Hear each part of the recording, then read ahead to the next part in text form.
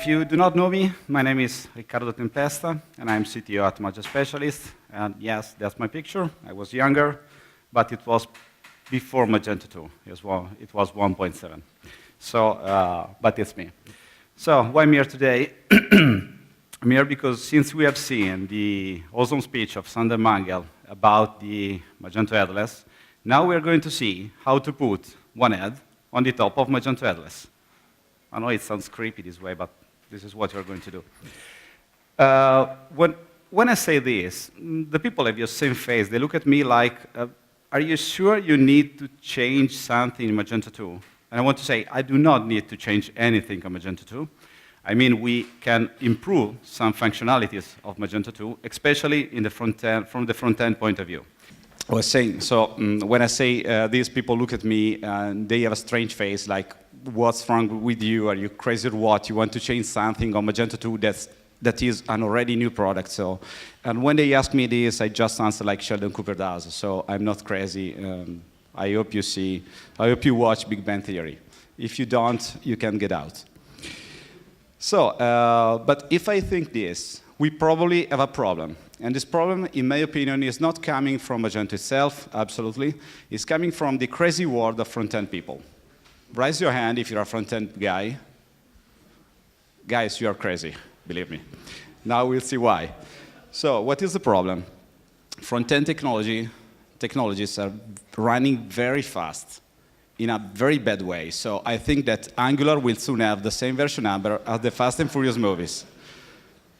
You know, and you know, Magento 2 was created some years ago. Well, not created, but I think the work started some years ago. So they probably didn't have the so modern technologies we have today. And my concern is about, for example, Knockout. So is Knockout the best option we have today? And my speech is about how to create something new with the new frameworks we have. But before we understand what we are going to do, we have to understand where we come from. I know this sounds very philosophical, I'll have to say. And we have to understand how Magento 1 was working to understand why Magento decided to approach the front end in this new way. So if you remember how Magento 1 was working, it was like a monolithical approach. So the whole HTML page was handled by server-side and returned as a single HTML document. Each dynamic part was handled by server-side. This was a quite easy approach, but we had a lot of problems, for example, with full page caching and performances. Do you remember how awful the very first Magento performances were? So we had one solution that was full page caching, but with one solution we also had a lot of problems, because you know that programming and configuring full page caching, Magento 1 was not so easy. You had a lot of problems sometimes, a lot of headaches. And the real solution you had, the only one really, because the full page cache of Magento 1 was always using PHP at the end, was to use Varnish. But Varnish was too complex to configure. If you were lucky, you just used the extension from Miguel. Where is Miguel? The lifesaver extension for Varnish. But, you know, I know a lot of people that died on duty trying to configure Varnish, so it was very hard to configure. So what is the Magento 2 solution? Static parts are PHTML driven, so they are handled by server-side, like the Magento 1 version, but only static parts. So we can create a real full page caching system.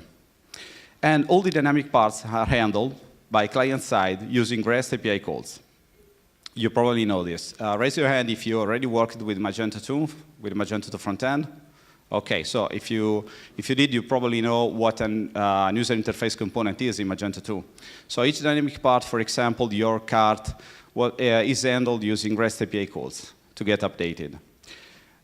This means that the front end is not fully decoupled from the server side. So we have a part coming from the server and a part called from the client side. This is a quite good model. It gives an average code complexity, so it is not so hard to use. And Okay, we're seeing this. But our not so original idea, as Sander Mange said before, is going headless, completely headless, and using a decoupled front-end. So in our experience, we worked in a couple of projects using React.js and AngularJS to create fully decoupled front-end. You have a lot of benefits. For example, performances, for example, mobile application, and the word that today everyone is saying that is PWA. Do you know what PWA is? As progressive web application. It means, for example, you can access data offline for mobile application. You can, for example, have a reactive front end, and so on. But, as I said to you before, the front-end world is very crazy because every day you have a new framework. I do not know how you front-end people can handle this because it's very hard. So we have a decision to take is which one? Which is the best framework we should use? Well, in my experience, I've seen React.js and AngularJS. And they are probably the best one. There is also Vue as a good option, but we are not going to see today. And you have to choose between React and Angular. So you have to choose between Facebook and Google, you know. But today we'll see only React, because React is the very cool front-end people approved solution. So even because we have no time to see both of them. But it's, well, to be honest, React is really cool. It's not only because cool front-end people say this. So why is it cool? First of all, it's a library. It is not a full framework. And you would say, why a library should be better than a framework? It's quite easy. It's because with a framework, you should replace the whole front-end. With a library, you can replace even a single part. Because a library usually is the best option when you want to embed, for example, a component in an existing front-end. It is an only rendering library. What does it mean? If you use Knockout, you probably know what an observer is. So raise your hand if you do. OK, few people. Anyway, an observer is like, you probably have seen a lot of times, if you have an input text, for example, and you connect the content of this input text to a variable, when you change the variable, the input text changes in the view, and when you change the input text, the variable value changes. So they are like a coupled value. This is what an observable does, but this entity in React doesn't exist at all. So we have only one-way binding. We'll see it later. And we'll see because it's very light and efficient when handling DOM, and even because Facebook says that is cool, and we know that everything published on Facebook is true. Isn't it? Oh my God. So what does it look like? It's not exactly JavaScript. It's ECMAScript. You can even use JavaScript, but if you do not use ECMAScript, you are not using the power of React itself. It's very similar to JavaScript, but for example, you can embed HTML code inside JavaScript. This is quite funny, because you can create components without messing too much between external HTML file. Anyway, you can do the same. So a React component look like this. So this is an example, another example that returns just an HTML tag with some text. This is a component. Now we'll see how to use it. More complex components can even use properties, for example. So if you think to a component like an HTML tag, you probably know that the input tag allows you to pass, for example, the type, input type text. This is a property. We can create new component in React using properties. And we can recall them like they were HTML tags. So for example, we can embed our header using myHeader, like it was a simple HTML tag. This is quite easy to use. But it's not so easy. Now we'll see why. There is one thing that people from React.js know, that is the state. Do you know what React.js state is? Yes, only one person. Well, React.js works like a deterministic network. If you studied computer science, you know what I mean. It's like a pure function. So raise your hand if you know what a pure function is. OK, a few people, so I have to explain. A pure function is very easy. A pure function is a plus b. It's a function that, using the same input values, always return the same value. For example, a non-pure function could be getTime. Every time you call, you have a different result. So the first one is pure, the second one is not pure. This is very important because React.js works in this way. So you have an input for your application. We'll see what is an input for our application. And we have an output. This output is the visual part. And when we take this input and we put inside our application, we have the same result, always. No side effects. And this input is called state. So this is the main difficulty when approaching React.js programming, is that when you want to change the view, you have to change the state. So it's like a Flux. It's called Flux. It's like a stream, because the view, for example, if you have a button, let's say increase quantity, you have to raise an action modifying the state and giving back a feedback to our application. So every time you change something, you have to change the input.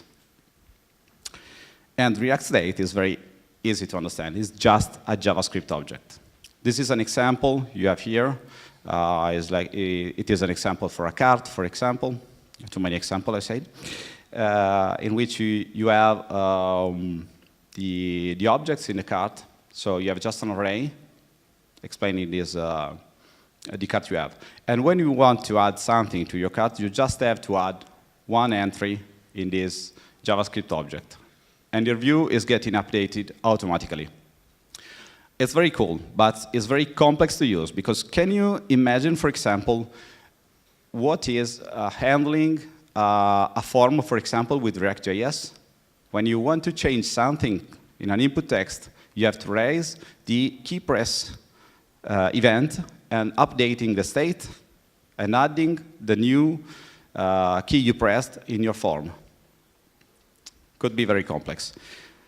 There is an easy way. It's called Redux. It is an extension of Flux. It's a new Flux way that uses functional composition instead of callbacks. And is very powerful because you can split your application in smaller parts. So you can create a reducer handling, for example, the catalog part, a reducer handling the cart, and so on. So just let's see other. OK, this is, for example, an action. As I said before, if you have a button, for example, increase quantity, you can trigger an action while clicking this button that is modifying the state. So we have a so-called dispatcher. So when we click this button, we create an action that updates the state. The state is updated by reducer, receiving this action like an event and modifying the state. So we do not directly handle the DOM.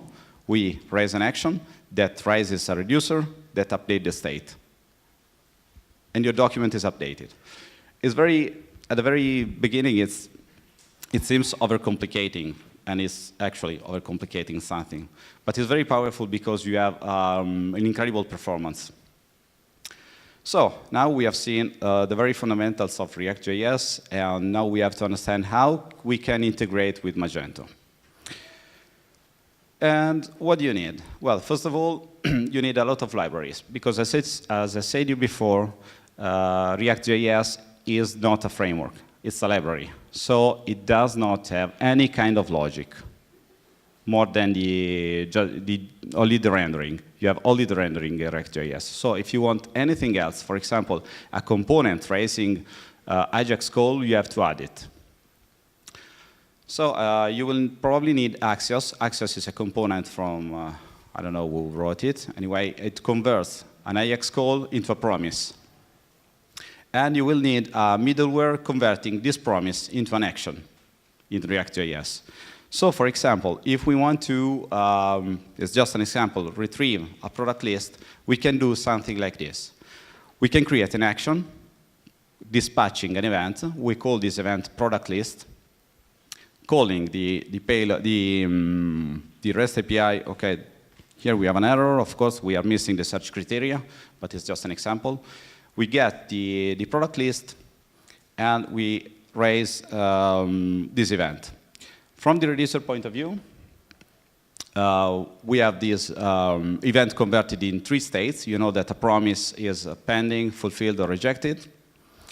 And you can handle these 3 states in a reducer. So if you want, for example, to show a spinner, a loading spinner, you can just attach the product list pending and inject, for example, is loading through, and use this variable is loading through inside your component. So you will say, is loading is true, then show this image with a spinner. And when we have the promise fulfilled, so we have the product list back, we can just set is loading false. We do not need to explicitly update our view. It's automatic. It's like something magic. And we have also a lot of problems while integrating Magento 2, because first of all, we have a cache issue. So if you work with Magento, you know that Magento cannot live without cache. And REST API calls have a problem with cache because they cannot rely on varnish, for example. In Magento 2, you always rely on varnish while using a standard front end. But REST API calls are not intended for this kind of use. And varnish simply does not work with REST API calls. So we have to add some logic, we have to implement some logic. Unless you want to have huge performance issues, of course. But if you're going to LS, you probably want to have performances. And we have 2 cache solutions. The first one is coming from his MyST, the mighty Sander Mangel. I hope that is correct. Yes. It was King? That's me. Okay. And one is coming from Mage Specialist, yes, ESP. And there are two different approaches. The one from Sander Mangel, as he explained before, is an external component. Correct me if I'm wrong. Anyway, it's an external software from Magento. And our module is just a plugin for Magento, so you can install in Magento itself. And it's called API Boost. It just gives a cache layer for API calls. Now we also have another problem. When we have a decoupled front end, we have a problem. When someone is calling, for example, a new URL, we do not know what this URL represents. Is that a product? What kind of product it is? We do not have direct access to database. So we have to create something to interface Magento from the routing point of view. So we have to create a web service that to which we can, for example, ask the URL, and it gives back as, for example, product and the SKU, or for example, CMS and the CMS ID. And this will be quite challenging. For example, we are still working, for example, on this. It's very hard to create in an efficient way because you have to make a 2-way call. The first one is to understand what this URL represents, and the other one is to render what you have to. And we also have another big problem. That is the fact that Magento 2 REST API run in Web API REST area. Do you know what Magento 2 area is? It's like Magento 1? Raise your hand if you do. Okay, anyway, you probably know that Magento is the most extensible framework in the world, probably. And when you want to extend the functionalities of Magento 2, you can do using plugins, using preferences. They are structured to customize your Magento. And whenever you declare a customization for Magento, you have to declare one area. For example, is a front-end modification, is a global modification, is an admin HTML modification. And we also have areas for Web API REST. So you have to pay attention because when using Web API REST, we will not access the customization, for example, from front-end area. So you have to pay a lot of attention on this. Magento is very well structured for this, so you do not have problem while using the core itself. But when installing, for example, third-party applications, you may have a lot of problem if they didn't follow exactly this rule. And another problem is product image size. You cannot resize an image in Web API REST area. So if you're creating a call to get a product list, you cannot resize them. It sounds strange, but that's it. So you have to create a controller, an external controller, returning the image. Or you have to work around in some way, because you cannot access the view.xml file. Do you know what view.xml file is in Magento 2? Yeah, OK. Anyway, just to explain, in Magento 1, you had Mage, helper, I don't remember, catalog image, I don't remember how it was, init product resize. Okay? In Magento 2, you do not have this approach. You just call, I want the product grid image. And this definition is stored inside view.xml file. So you does not explicitly declare the dimension in your PHTML file. You just call it from view.xml. But this file is solely accessible in front-end area. So resizing an image in Web API REST can be quite a problem. As far as I know, Magento itself is working to create a new way to access images in Web API REST area because they are aware that a lot of people is going headless, so something should be added. And of course, we also have the other side of the moon, that is AngularJS. It's a full framework. It's very easy to learn. I think, in my opinion, but this is only my opinion, is even more powerful than React.js. It's less cool from the front-end people point of view. It's more for back-end people. I'm a back-end guy, so I like it very much. It's a front-end tool liked by back-end guys. So it's the paradise for me. And of course, we do not have time to see today, maybe the next year, or you can ping me in private.